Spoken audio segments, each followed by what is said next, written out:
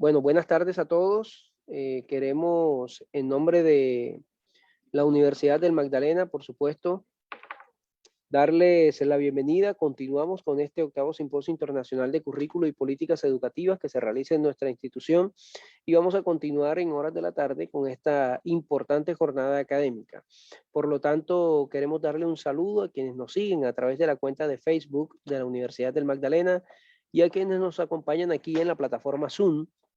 Les recordamos que este evento está siendo transmitido por la Red Nacional Académica de Tecnología Avanzada Renata y en nombre de la Universidad del Magdalena. A continuación vamos a presentar la línea didáctica de las disciplinas con la conferencia Docencia Universitaria, Retos desde el currículo y los nuevos escenarios para los aprendizajes. Esta conferencia estará a cargo del doctor Henry Chero Valdivieso de nuestro hermano país del Perú. Doctor, tiene usted la palabra. Muy buenas tardes y adelante. Muchas gracias. Comparto la presentación con la esperanza de generar más dudas que respuestas, pero muchas veces son las estrategias que nos permiten seguir aprendiendo en el contexto en el que estamos viviendo. La conferencia que voy a desarrollar titula Docencia Universitaria, Retos desde el currículo y los nuevos escenarios para los aprendizajes. En realidad vivimos incesantes cambios que nos enfrentan cada vez a diversos desafíos, no solamente desde la mirada de la docencia, sino tal vez a nivel de políticas públicas, que no corresponde solamente a un Estado, sino a cómo se está moviendo el mundo actualmente. Entonces, esta conferencia es una serie de reflexiones que nos van a invitar un poco a repensar el acto de educar desde la mirada del docente. En ese contexto, es inevitable no iniciar contextualizando estos retos desde la pandemia. La pandemia y las que Dios no lo permita podrían venir más adelante, representan una amenaza global para el mundo y muy en especial para la educación en todos sus niveles. Es importante tomar las precauciones para que este desequilibrio, este resquebrajamiento de los sistemas educativos en el mundo no nos vuelva a suceder. Hemos vivido impactos muy fuertes en el sistema educativo respecto en el escenario de la emergencia. Nuestros docentes han presentado diversas interrogantes respecto al acto de formar, al acto de educar, a cómo funciona el sistema. Los estados reaccionaron muy rápido para mantener el sistema, pero hay situaciones dentro del modelo educativo que hasta ahora todavía gradualmente se van atendiendo. Tenemos situaciones en las que el docente hasta ahora trabajando en forma remota siente que trabaja demasiado. Un docente que utiliza múltiples medios de comunicación y siente todavía que no es totalmente efectivo en la comunicación. Un docente que tiene dudas de cómo evaluar. Tenemos un escenario en la que la evaluación no se ha transformado. Venimos trabajando en contextos remotos con la misma perspectiva que lo hacíamos en la modalidad presencial. Pocos o pocas instituciones educativas o pocos modelos educativos se pueden contar si es que han hecho una adecuación del modelo de evaluación, por ejemplo. Las carreras de ingeniería, las carreras de ciencias de la salud, siguen con esa mirada punitiva si el estudiante se copia o no se copia, o le envío un software para bloquear la pantalla, o le pido que tenga un teléfono al costado para darme cuenta que él es el que está dando el examen. Eso viene sucediendo en múltiples universidades en el continente principalmente. Y eso pasa porque tenemos un sistema de evaluación para la presencialidad que hoy no funciona para la modalidad remota.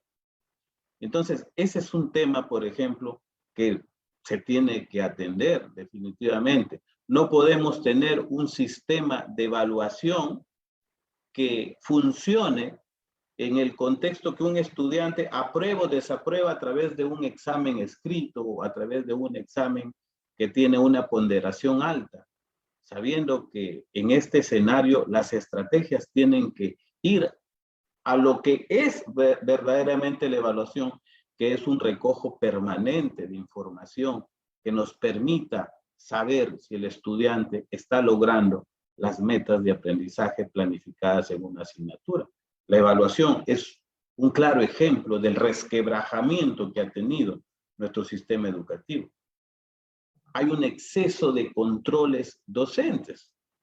En conversaciones que nosotros tenemos y en la red que nosotros trabajamos permanentemente con docentes de diversos países, pues el profesor está trabajando desde su casa, pero igual en su casa es muy controlado virtualmente y tiene que estar evidenciando constantemente si está trabajando o no lo está haciendo. Hay un exceso de controles que pierde la naturaleza de lo que debe ser verdaderamente el control del trabajo. No solamente está pasando de directivos a profesores, también está pasando de profesores a estudiantes. Seguimos con esa misma perspectiva de transferir contenidos a los estudiantes, cuando todavía no miramos la perspectiva en la que está ubicado el estudiante, en la que probablemente diversas estrategias se podrían implementar y hacer un mejor aprovechamiento del proceso de enseñanza y aprendizaje. Los estados, como les había comentado, han hecho notables esfuerzos para seguir funcionando, para que los sistemas educativos se mantengan a través de políticas públicas. Sin embargo, este funcionamiento requiere de otros actores, como son los docentes y los estudiantes. No es el sistema. Todavía no tenemos cifras concretas de cuántos estudiantes dejaron la escuela en el contexto de la pandemia. ¿Cuántos estudiantes en el nivel básico o a nivel universitario? Esos índices todavía no se reflejan porque todavía estamos en una situación de salida de la pandemia, pero deben ser miles de estudiantes que dejaron la escuela o dejaron la universidad a pesar que los ministerios o las secretarías públicas de educación en México optaron pues por mantener el sistema para que siga funcionando y nadie salga del sistema educativo. Y entonces, cuando tenemos esa situación en las que tenemos flancos muy previsibles, tenemos abandono escolar, tenemos situaciones que no están claras las metodologías, tenemos una ruptura del modelo educativo tal como lo conocíamos. El modelo educativo funcionaba perfectamente en la presencialidad, donde había un encuentro entre docentes y estudiantes, tácitamente en la escuela, nadie cuestionaba eso. Pero cuando nos hemos retirado cada uno a sus espacios, intentamos que el modelo siga funcionando y no funciona el modelo tradicional, el que conocíamos. Entonces, en forma arbitraria probablemente, pero lo hago con mucho respeto, pienso que estamos ante la ruptura de un modelo educativo que teníamos antes de la pandemia. Es imprescindible repensar el proceso de educar. A lo mejor volver a la génesis de lo que es educar, que es la formación de las personas. Repensar el proceso de educar significa mirar de una perspectiva diferente la formación de las personas. El contexto de la pandemia nos ha llevado a cambiar de escenario para el proceso de enseñanza-aprendizaje. Hemos pasado del aula presencial a las salas de videoconferencia o a los sistemas de gestión de aprendizaje en las plataformas. Pero pensar que el escenario generado por la pandemia en educación se soluciona cambiando el escenario para el dictado de las clases, definitivamente es un error. Hay algo más que cambiar en esa mirada. El modelo educativo que tenemos está considerando la vida real como eje elemental de la propuesta formativa hoy. Hoy no será necesario que la formación universitaria se integre más temprano a los nuevos escenarios del campo laboral a los estudiantes. El mundo ha cambiado. Es importante revisar el currículo, revisar el modelo educativo, revisar los roles que tenemos. Hoy podríamos garantizar que la formación que estamos promoviendo en la escuela o las universidades están respondiendo a las necesidades de la vida real. ¿No será que todavía estamos con los currículos que teníamos antes de la pandemia? Definitivamente son los mismos que estamos desarrollando hoy. Es muy rápido tal vez porque la renovación curricular no es un proceso rápido, pero sí es importante irlo planificando porque implica un recojo permanente de información y una investigación de cuáles son los perfiles, qué impactos tuvo la pandemia, qué competencias y capacidades demanda hoy el campo laboral. Y la demanda no solamente está en el tema de ciencias de la salud, está en todas las carreras universitarias. Entonces, mi propuesta es pasar de un modelo educativo lineal a uno más adaptativo al aprendizaje y al contexto de los estudiantes. Pienso que tenemos un modelo dependiente de la presencialidad como única forma de formación. Aun cuando tenemos modalidades educativas, el modelo preponderante de la educación es la modalidad presencial, como única forma. No nos olvidemos que en varios países la educación a distancia todavía no está tan reglamentada. Entonces necesitamos un modelo flexible en los escenarios para el aprendizaje.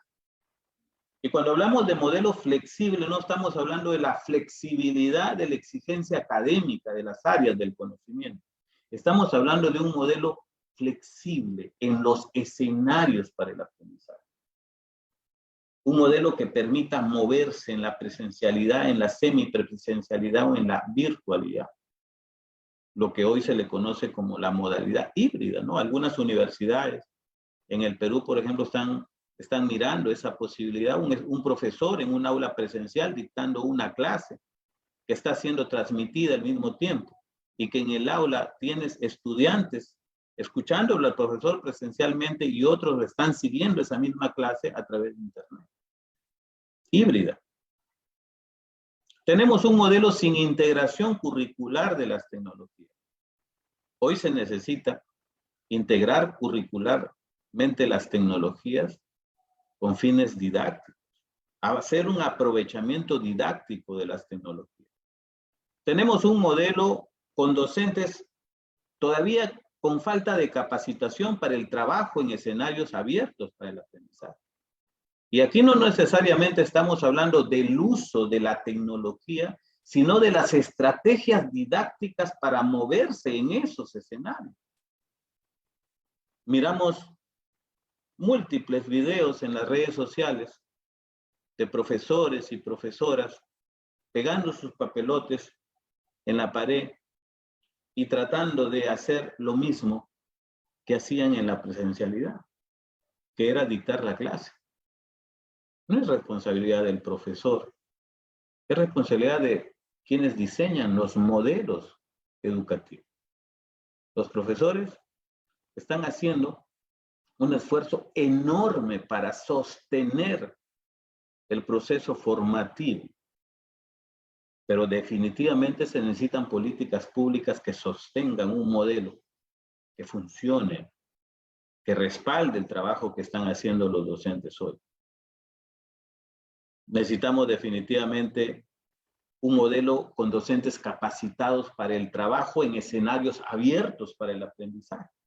No solamente que conozcan el uso de las tecnologías, independientemente de las tecnologías, el profesor tiene que seguir siendo buen maestro en los escenarios que hoy son un desafío.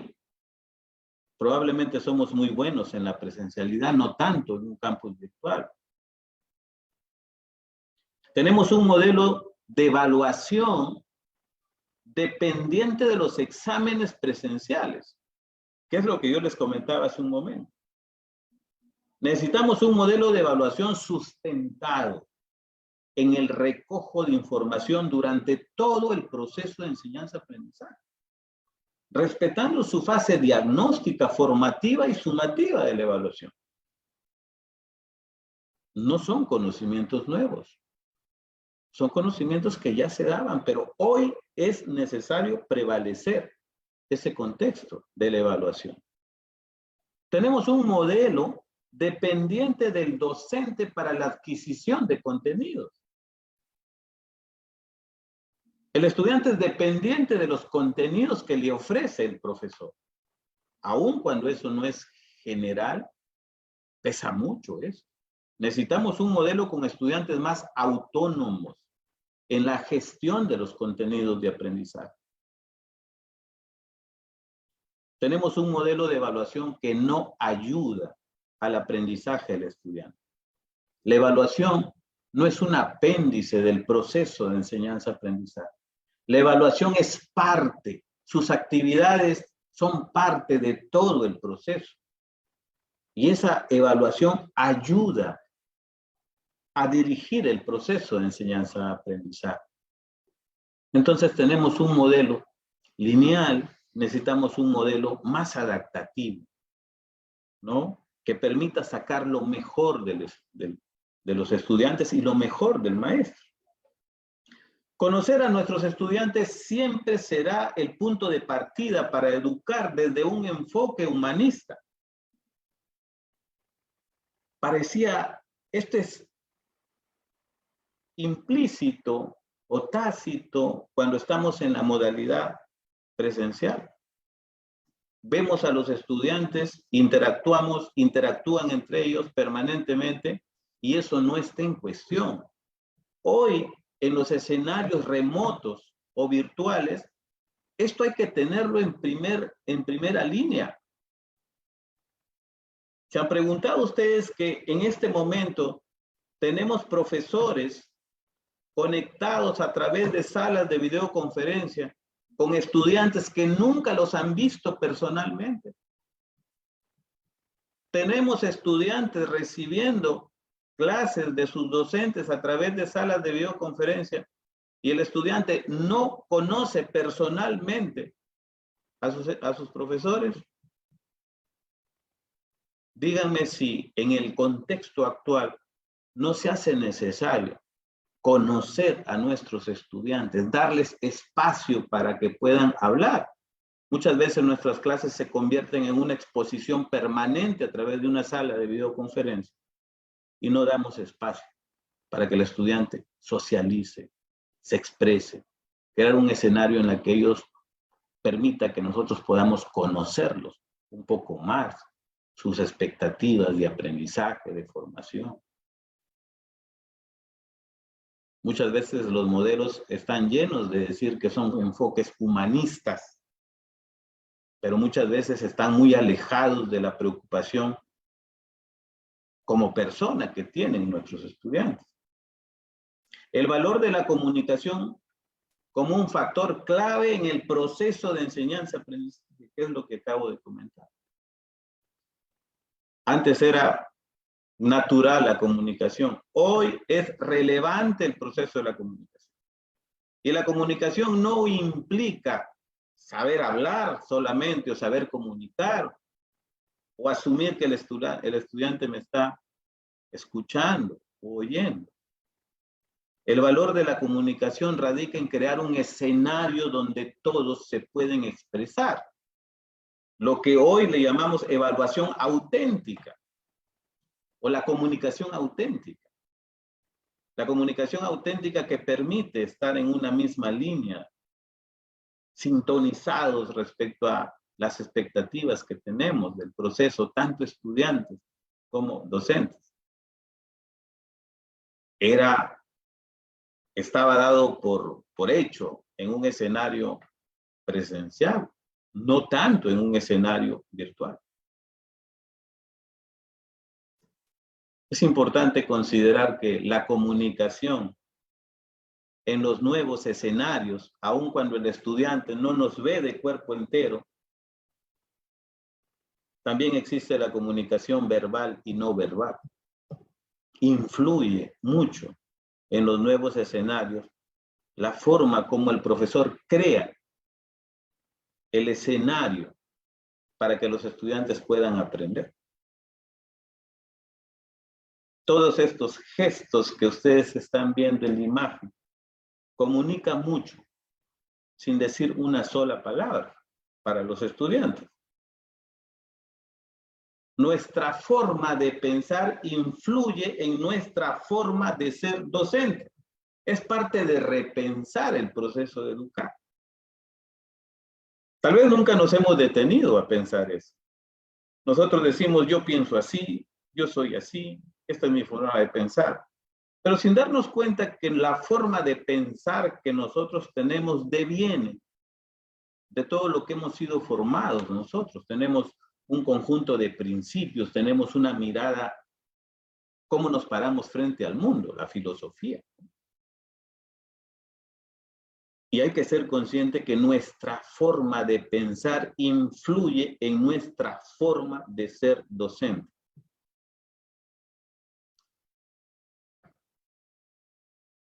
Hoy, cuando es tan frágil la vida, el cultivo de habilidades socioemocionales en la comunicación se hace más relevante todavía. Tal vez hemos estado muy dados a la transferencia del conocimiento, al logro de capacidades, pero todo proceso de enseñanza-aprendizaje siempre ha tenido dos componentes que se complementan permanentemente. Uno será el componente cognitivo, transferencia, generación de conocimiento, y el otro es el componente afectivo. Si no hay esos dos componentes, no funciona el proceso de enseñanza y aprendizaje. Por más experto en la asignatura que sea un profesor, si no es capaz de generar un escenario en la que todos quieran aprender, difícilmente se va a generar aprendizaje. Hoy, cuando es un reto educar, tenemos 30 estudiantes en una aula y son 30 realidades diferentes. Como lo vamos a ver luego, la tendencia de un aprendizaje adaptativo está muy lejos porque son demasiados los estudiantes que tenemos. Pero y somos conscientes que desde la perspectiva psicológica de Piaget hasta el constructivismo de Vygotsky, ambos coinciden que las personas construyen su propio aprendizaje. Y David Ausubel nos dice, el aprendizaje de una nueva información está condicionada por la arquitectura cognitiva que tiene una persona de esa nueva información. ¿Qué más pruebas que las personas aprenden de manera diferente? ¿Cuántas veces hemos abanderado la educación inclusiva? El año 2005 UNESCO nos decía que la educación inclusiva es abrir los modelos educativos para darle las mismas posibilidades de aprendizaje a los estudiantes liberados de cualquier restricción económica, cultural, geográfica, social, política. Pregunto yo, ¿nuestras clases serán inclusivas? ¿Estaremos garantizando que todos están logrando las metas de aprendizaje propuestas? ¿Cuán inclusivo o cuán inclusiva pueden ser nuestras clases? Habría que mirar. Esto que estoy diciendo, de ninguna manera lo asuman como un cuestionamiento a la docencia. Tómenlo como el proceso reflexivo del acto de educar, que es lo que necesitamos. Definitivamente yo no soy un profesor modelo. Son cientos y miles los errores que probablemente en la docencia podamos cometer. Pero de ahí la importancia de seguir aprendiendo. Pero uno aprende en la medida que tú reconoces que hay cosas por mejorar. Identificar las teorías implícitas que subyacen a nuestra práctica docente. Estas teorías que están formadas por los hábitos, por las costumbres, o la forma como a nosotros nos educaron.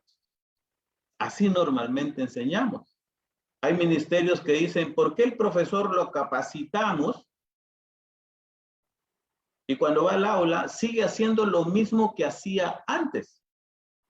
Pesa mucho la forma de trabajo que ya él tiene por años. Un profesor en una zona de sierra me decía, estoy buscando mis copias de un curso que me dieron hace 3 años y recién me lo han vuelto a dar para dictar. Y yo le decía, ¿cuántos años de servicio tienes tú? Me dice 10.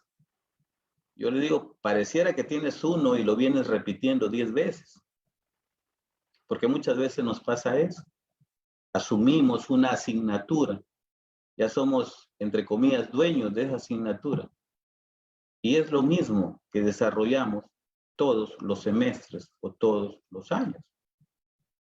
Hoy es una necesidad renovar el conocimiento, renovar las estrategias, ser un investigador permanente del acto de educar. Entonces, en ese escenario es que planteo la necesidad de un nuevo modelo educativo, ¿no? Que nos oriente en esas áreas, que considere un modelo educativo que considere todos los impactos que viene teniendo la pandemia a nivel de ciudadanía, empresas, instituciones, campo laboral, formación profesional. Todo el mundo ha cambiado. Entonces, un modelo que considere todos esos impactos, un modelo y pasarle un modelo que probablemente no se ha sido sostenido en el contexto de la pandemia, en todo caso, pasar a un modelo reconvertido, transformado, adaptado a las demandas, y Dios no lo quiera, en un contexto de pandemia, el modelo nos pueda seguir garantizando que la educación va a continuar funcionando para nuestros estudiantes y que va a ser eficaz el trabajo de los docentes. Esa es la mira. Y esto no solamente en educación. Los estados están tomando previsiones para que los centros de salud, hospitales, redes de salud, respondan de una manera diferente en un contexto de pandemia. Pero solamente salud, tenemos que garantizar también que existe un modelo educativo que responda en un contexto de pandemia y no nos pase la emergencia educativa o la emergencia de salud que hemos vivido. Ahora, esto no viene solamente a nivel de políticas públicas. Las instituciones educativas, por más pequeñas que sean, tienen sus proyectos educativos, tienen sus proyectos curriculares de centro. tienen sus modelos. Es importante que las redes de docentes que están y que pertenecen, pues inicien un trabajo reflexivo de qué cosas hay que mejorar en el escenario. Hay reglamentos que no consideraban la casuística que nos está pasando. Es importante renovar todo ese proceso. Un modelo educativo no solamente como un documento archivado, sino como un documento para vivirlo. Y cuando hablamos de un modelo educativo para vivirlo, es que asuma las expectativas de las personas, no disociado de la forma de vida, de los riesgos que tenemos. Necesitamos un modelo con una perspectiva diferente del acto de educar. Y aquí aparece lo importante, que es el aprender a aprender, el enseñar a aprender. Aun cuando son términos que vienen desde el informe de Jacques Delors en 1997-98. Es importante considerarlo como una necesidad. Desarrollar un conjunto de estrategias que permitan que el individuo construya su propio conocimiento.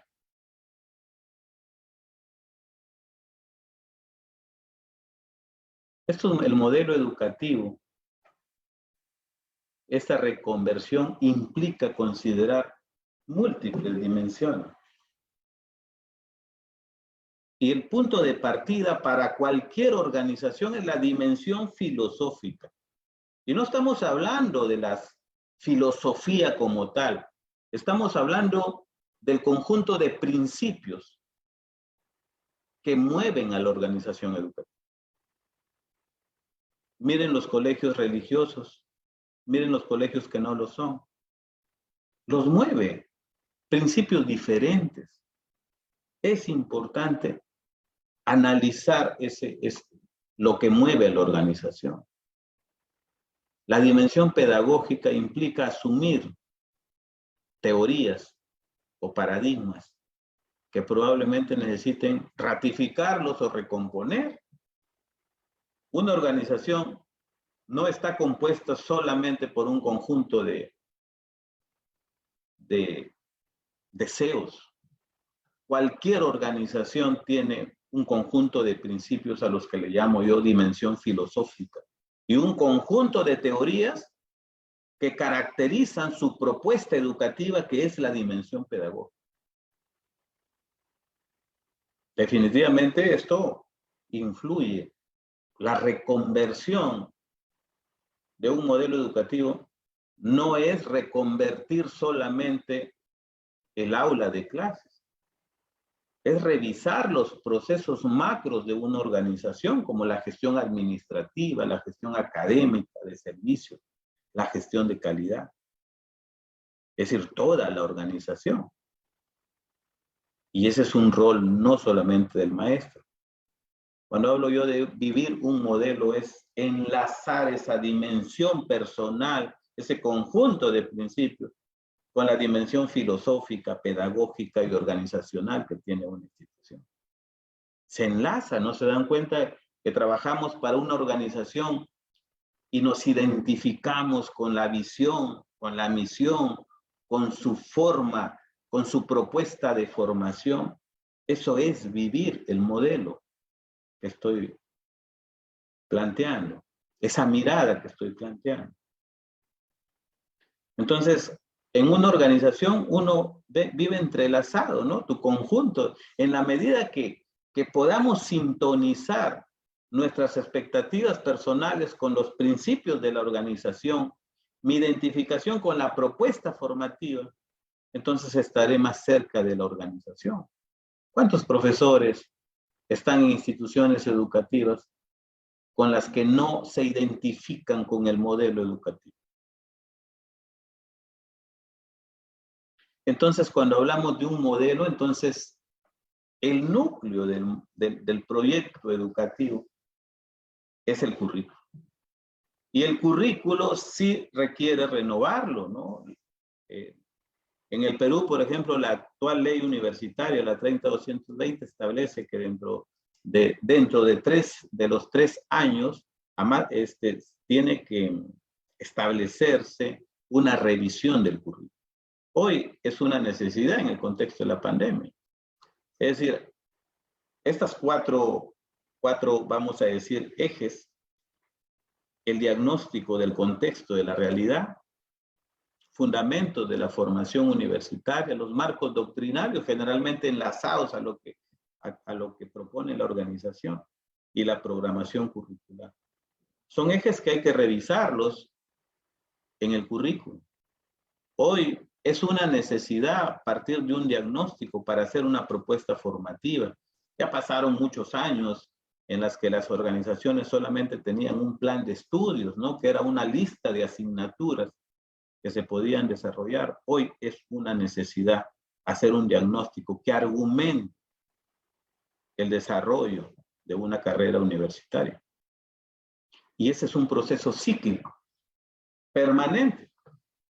Diagnóstico, fundamentos, marcos doctrinarios, programación curricular, porque la revisión curricular que lo hacen las comisiones de currículo no es un proceso terminado, es permanentemente, se está cambiando o renovando el currículo. Un estudiante que estudia 5 años en una universidad, por lo menos tiene un cambio de currículo en todos los 5 años, o una renovación del currículo.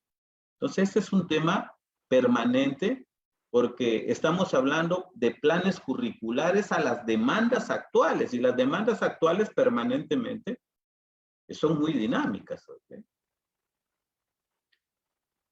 Repensar las mediaciones pedagógicas también supone mirar los escenarios, ¿no? En los libros de tecnología educativa antiguos, generalmente cuando hablamos de mediaciones pedagógicas, se graficaba al estudiante, al docente y los contenidos de aprendizaje. Hoy no podemos ignorar el escenario de donde se va a desarrollar esa mediación pedagógica. Tradicionalmente se suponía que era el aula presencial, pero hoy sabemos que no toda mediación pedagógica está dentro de un aula presencial, y es importante ser consciente de esta nueva perspectiva del proceso de enseñanza y aprendizaje y sus nuevos escenarios. Puntos de partida: elaborar nuevos diagnósticos, revisar programas de estudio, evaluar la integración de recursos tecnológicos, evaluar conectividad, evaluar competencias, revisar perfiles profesionales, rediseñar las estrategias, rediseñar el sistema de evaluación, evaluar los escenarios para el aprendizaje y evaluar los recursos. Son solo algunos puntos de partida que se tendrían que revisar. No podemos innovar una institución educativa disociada de la realidad en la que viven nuestros estudiantes. Implementar muchísima tecnología cuando sabemos que el estudiante no se va a poder conectar porque no tiene acceso a Internet. Entonces es hacer un modelo disociado de la realidad. ¿Qué docentes necesitamos? Docentes en escenarios flexibles para el aprendizaje. Hoy no basta tener excelentes docentes para escenarios presenciales. Es prioritaria la necesidad de prepararlos para cumplir funciones tutoriales en escenarios abiertos, presenciales, remotos, a distancia, virtuales. Vivimos una convergencia de estas modalidades que le llamábamos, ¿no? El e-learning o el b-learning o el mobile learning. Hoy tenemos diversas modalidades educativas en una. Casi esta convergencia de la que hablo es una característica natural de los modelos. Vamos a regresar a una presencialidad impregnada de estas modalidades educativas, porque no va a haber un retroceso. En la mirada que tengo yo, y lo digo con mucho respeto, yo creo que las universidades e instituciones de educación básica que tengan la posibilidad de implementar sistemas de gestión de aprendizaje lo van a hacer, y son actividades que van a estar integradas a lo que hasta ahora le llamamos modalidad presencial. Hay algunas capacidades que son elementales en la docencia. Hace 10 años nos decían, el profesor tiene que saber navegar en Internet. Hoy navegar en Internet no basta. Es importante que el profesor sepa buscar información en Internet. Muchas personas saben navegar en Internet, pero no saben buscar información. Y no solamente encontrar la información, sino gestionar la información.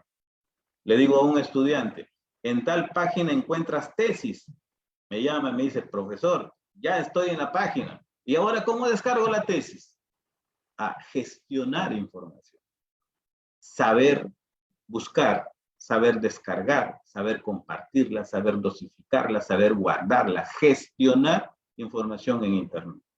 Y sobre todo, hacer un aprovechamiento didáctico de esa información. Son capacidades elementales hoy en la docencia. Nosotros seguramente casi todos tenemos experiencia en estos sistemas de gestión de aprendizaje, los famosos LMS. Hablamos mucho de sistemas de videoconferencia, pero estos sistemas de gestión de aprendizaje, algunos privados, algunos gratuitos, son importantes. Hemos venido trabajando, pero hay una tendencia. La tendencia es la plataforma de aprendizaje adaptativo. Son plataformas tecnológicas en las que utilizan inteligencia artificial para personalizar la enseñanza. Si ustedes buscan por internet, esas plataformas, por ahora de pago, hay muchas, hay algunas que te permiten observar cómo funcionan. Las plataformas de aprendizaje adaptativo. Plataformas con algoritmos de inteligencia artificial que permiten, a través de exámenes de entrada, identificar cuáles son las necesidades de aprendizaje que tienen los estudiantes y le plantea itinerarios de actividades para lograr metas de aprendizaje. La tecnología sigue creciendo. La tecnología en el mundo, muchos tienen acceso y muchos no.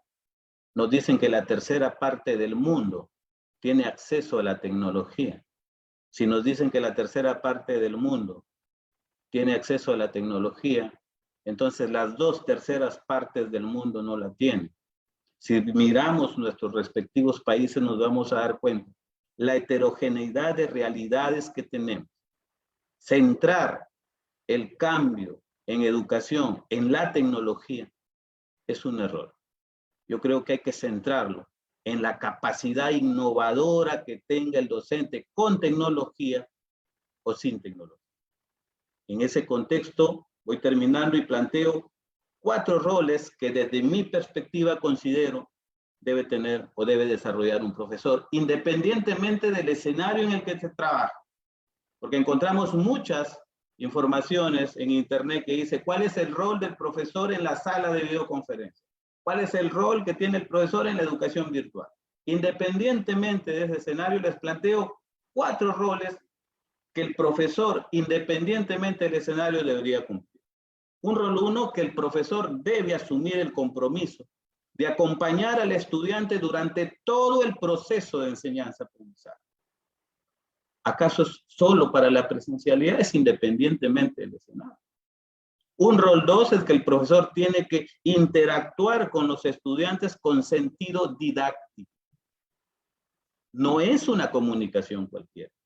El sentido didáctico implica guiar, motivar, orientar, interacción con sentido didáctico. Un rol 3 es que el profesor gestione contenidos orientados al logro de los objetivos de aprendizaje. Y estos contenidos no necesariamente son teóricos, sabemos que son también procedimentales, actitudinales, y no son conocimientos que el profesor necesariamente tiene que desarrollarlos teóricamente, sino que hablar de gestión de contenidos de aprendizaje es también con la participación de los estudiantes, ¿no? Y un rol 4, el profesor tiene que evaluar y retroalimentar desde el inicio hasta el final del proceso de enseñanza-aprendizaje, y que esta evaluación no sea un apéndice al proceso de enseñanza-aprendizaje que no apoye al estudiante. En ese contexto, les dejo y termino con esto. ¿Podemos seguir educando de la misma forma que lo hacíamos antes de la pandemia? ¿No será necesario repensar el acto de educar? Gracias por haberme escuchado. He terminado. Muchas gracias.